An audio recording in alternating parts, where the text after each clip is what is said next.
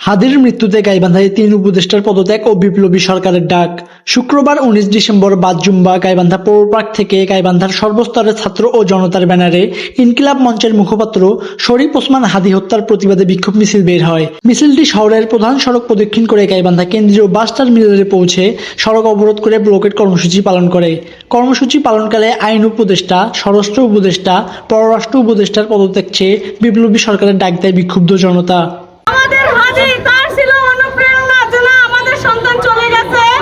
আমাদের হাদি তার কণ্ঠস্বর দিয়ে আমাদের শহীদ ছাত্রদের স্বপ্ন পূর্ণ করবে। শেষ হাদিকেও শেষ করে দেওয়া হয়েছে। সর্বনাশ খুনিদের আমরা যে কয়খানে উপস্থিত হয়েছি, সারা বাংলাদেশের মানুষ উপস্থিত হব ইনশাআল্লাহ।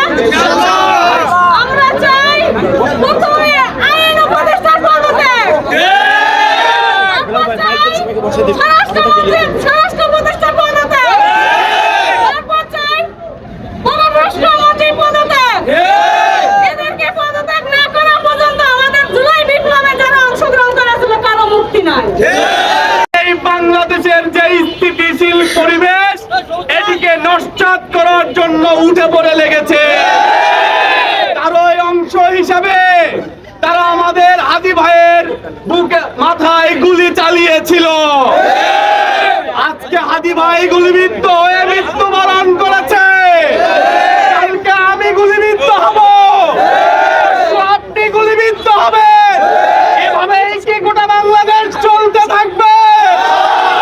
সংগ্রামী উপস্থিতি, আমাদেরকে আন্দোলন সংগ্রাম অব্যাহত রাখতে হবে এবং থাকবে ইনশাআল্লাহ। আমরা জানি এই সরকারের মাধ্যমে এটা পসিবল না।